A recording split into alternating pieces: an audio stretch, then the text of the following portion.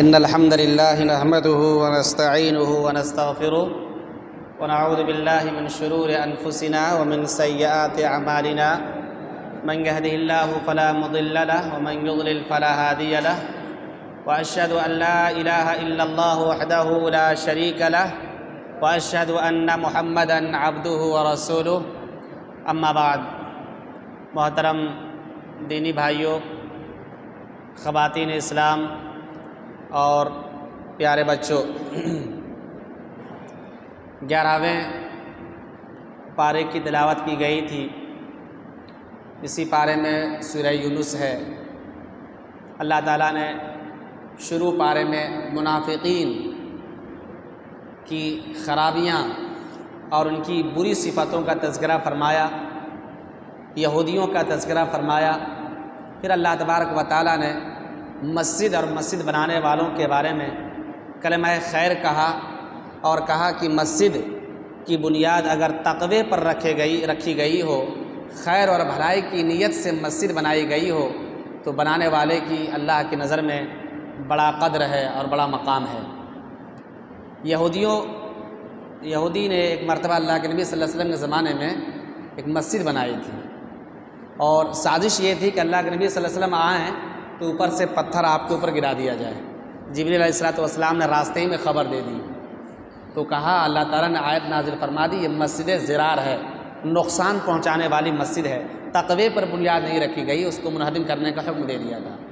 فرمایا جس مسجد کی بنیاد تقوی پر رکھی گئی ہو، لوگوں کو جوڑنے کے لیے رکھی گئی ہو، توحید پر رکھی گئی ہو اور خیر اور بھلائی کی بات کو پھیلانے کے مقصد سے رکھی گئی ہو، اس کے تعمیر کرنے والے، اس میں شریک ہونے والے اور اس سے ریلیٹڈ جتنے افراد ہیں سب کے سب تعریف کے قابل ہیں۔ اللہ کی نظر میں سب کی قدر ہے، سب کی منزلت اور مقام ہے۔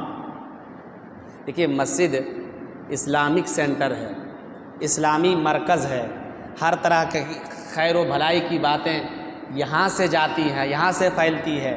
جمعہ کا ایک دن ایک بڑا اجتماع ہوتا ہے، دینی باتیں اور جو بھی مسلمانوں کے حق میں خیر اور بھلائی کی باتیں ہیں یہاں سے جاتی ہیں۔ مسجد سے جڑ کر رکھنا یہ مسلمانوں کا ایک بڑا فریضہ ہے۔ اگر کوئی چاہے کہ ہم مسجد سے الگ تھلگ رہیں، دور رہیں، کنارہ کشی اختیار کر کے رہیں تو سمجھیے کہ یہ اس کے اندر بڑی خرابی ہے۔ مسجد سے جڑ کر رہنا ہے، مسجد سے تعلق بنا کر رکھنا ہے۔ پھر آگے اللہ تعالیٰ نے اسی صورت کے اندر یہ ذکر فرمایا کہ اللہ تعالیٰ بڑا رحم کرنے والا ہے، شفیق ہے، بہت سے خطاؤں پر انسانوں کو درگزر کرتا ہے۔ اگر اللہ تعالیٰ پکڑنا چاہے غلطیوں پر تو انسان کا خاتمہ ہو جائے، جینا انسانوں کا مشکل ہو جائے، اللہ تعالیٰ درگزر کرنے والا ہے۔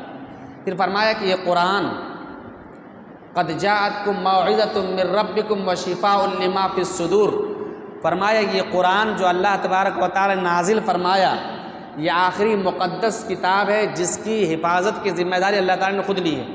دنیا میں جتنی بھی آسمانی کتابیں آئی اللہ تعالیٰ نے حفاظت کی ذمہ داری نہیں لی ہے، اس لیے سب میں خرد برد کر دی گئی، گھٹا دیا گیا، بڑھا دیا گیا، اضافہ کر دیا گیا، لیکن قرآن مجید کی حفاظت کی ذمہ داری اللہ تعالیٰ نے لی ہے۔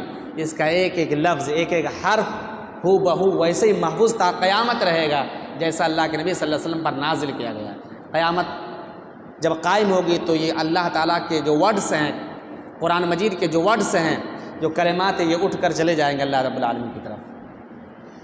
تو قرآن مجید یہ انسانوں کی ہدایت اور شفایابی کی کتاب ہے۔ قد جاءتکم موعظۃ من ربکم وشفاء لما فی الصدور، قرآن مجید انسان کے دلوں میں جو شبہات ہے اس سے دور کرنے والی کتاب ہے، جو شہوت ہے اسے ختم کرنے والی کتاب ہے۔ یہ قرآن مجید کو شفا کہا گیا، شفا، سراپا قرآن مجید شفا ہے۔ ظاہری بیماری سے بھی اس کے ذریعہ شفایابی حاصل ہوتی ہے، اس لیے سورہ فاتحہ کا ایک نام شفا بھی ہے۔ زیادہ تر اللہ کے نبی صلی اللہ علیہ وسلم اسے پڑھا کرتے تھے، پڑھنے کی ترغیب دیا کرتے تھے۔ تو پورا قرآن مجید یہ شفا ہے، ہر طرح کی بیماری، چاہے ظاہری بیماری ہو یا دل کی بیماری ہو، ہر طرح کی بیماری کے لیے قرآن مجید شفا ہے۔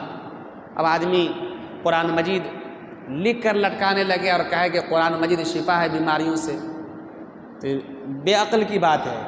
جب شفا کہا گیا تو پڑھنے میں شفا ہے، اس کو سمجھنے میں شفا ہے، اس کو سننے میں شفا ہے۔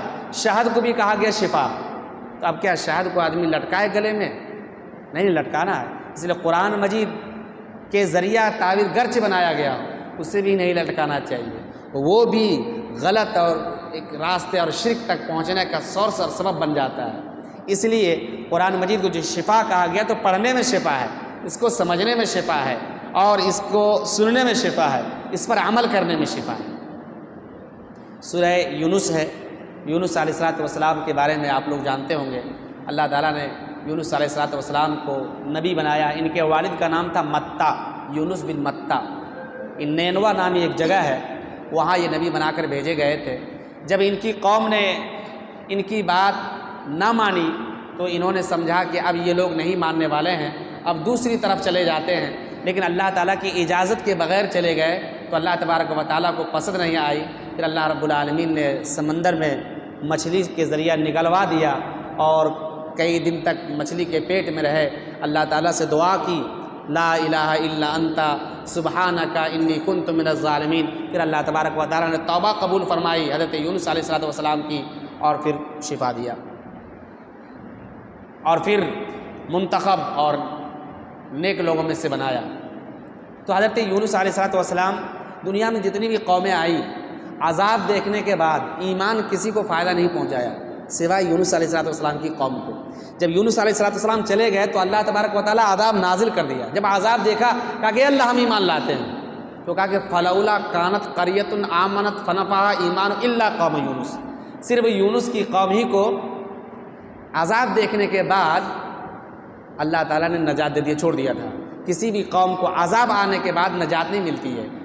فرعون نے بھی جب موت قریب آ گئی، ڈبو دیا گیا، فرعون نے کہا تھا آمنتو، میں ایمان لا رہا ہوں، تو اللہ تعالیٰ آل آنا، اب تم ایمان لا رہے ہو، وقد عصیتا، اس سے پہلے تم نے تو نافرمانی کی تھی، اس کا ایمان کا کوئی اعتبار نہیں۔ کسی بھی قوم کو جب عذاب آ جاتا ہے تو اس کے ایمان کا، اس کی توبہ کا کوئی اعتبار نہیں ہوتا۔ اس لیے مسلمانوں کے بارے میں اللہ کے نبی صلی اللہ علیہ وسلم نے بتایا کہ جب سورج مشرق کے بجائے مغرب سے جب نکل جائے گا پھر انسان کی توبہ قابل قبول نہیں ہوگی۔ ایک حدیث میں بتایا کہ اگر انسان آخری مرحلے میں ہے، جان حلق تک پہنچی ہوئی ہے، اس وقت یہ توبہ قابل قبول نہیں ہوتی ہے۔ پہلے توبہ کرنا ہے جب جان نرخرے تک، غرغرے کی حالت میں نرخرے تک، جان حلق تک پہنچ جائے، روح نکلنے والی، انسان چاہے توبہ کر لے، اس وقت توبہ قابل قبول نہیں ہوتی ہے۔ اس لیے انسان کو پہلے توبہ کرنا چاہیے، اللہ تبارک و تعالیٰ سے پہلے توبہ کرنا چاہیے، تاکہ اللہ رب العالمین ہمارے گناہوں کو معاف فرما دے، ہمارے گناہوں کو معاف فرما دے۔ سورہ یونس کے آخر میں اللہ تعالیٰ نے فرمایا إِن يَمْسَسْكَ اللَّهُ بِضُرٍّ فَلَا كَاشِفَ لَهُ إِلَّا هُوَ وَإِن يُرِدْكَ بِخَيْرٍ فَلَا رَادَّ لِفَضْلِهِ۔ انسانوں، اگر تمہیں اللہ تعالیٰ نقصان پہنچانا چاہے تو کوئی ٹالنے والا نہیں ہے۔ اگر اللہ تعالیٰ تم سے نقصان کو بھلائی پہنچانا چاہے تو کوئی روک بھی نہیں سکتا ہے۔ اللہ تبارک و تعالیٰ نفع نقصان کا تنہا مالک ہے، اس دھرتی پر کوئی نفع نقصان کا مالک نہیں، نہ کوئی ولی، نہ نبی، نہ بزرگ، نہ فرشتہ، تنہا اللہ کے نبی اللہ تعالیٰ تنہا نفع اور نقصان کا مالک ہے۔ ایک مرتبہ اللہ کے نبی صلی اللہ علیہ وسلم حضرت عبداللہ بن عباس 9 سال کی عمر کے تھے یا 10 سال کی عمر کے تھے، سواری پر پیچھے بیٹھا دیے اور کہا کہ اے بچہ، اے غلام، میں تم کو کچھ باتیں بتا رہا ہوں، تم یاد رکھو۔ کہا کہ اللہ کے قانون کی حفاظت کرو، اللہ تعالیٰ تمہاری مدد فرمائے گا۔ اللہ رب العالمین کے احکام کی پاسداری کرو، اللہ تعالیٰ تمہاری حفاظت فرمائے گا۔ جب تم مانگو اللہ تعالیٰ سے مانگو، جب فریاد کرو تو اللہ تعالیٰ سے فریاد کرو۔ اور کہا کہ سنو، جان لو وَاعْلَمْ أَنَّ الْأُمَّةَ لَوْ اجْتَمَعَتْ عَلَىٰ أَن يَنفَعُوكَ بِشَيْءٍ لَمْ يَنفَعُوكَ إِلَّا بِشَيْءٍ قَدْ كَتَبَهُ اللَّهُ لَكَ۔ اور اس دھرتی کے سارے لوگ ہی نہیں بلکہ اس دھرتی پر جتنی بھی مخلوقات ہیں، جن ہو، انس ہو یا اور بھی دیگر چیزیں ہوں، سب کے سب مل کر کے، تمام کے تمام نظر بد والے، جادو ٹونا ٹوٹکے کرنے والے، والیاں، جتنے بھی لوگ ہیں، اگر تم کو نفع پہنچانے پر اکٹھے ہو جائیں، تم کو اتنا ہی نفع پہنچا سکتے ہیں جتنا اللہ تعالیٰ نے تیری تقدیر میں لکھ رکھا ہے۔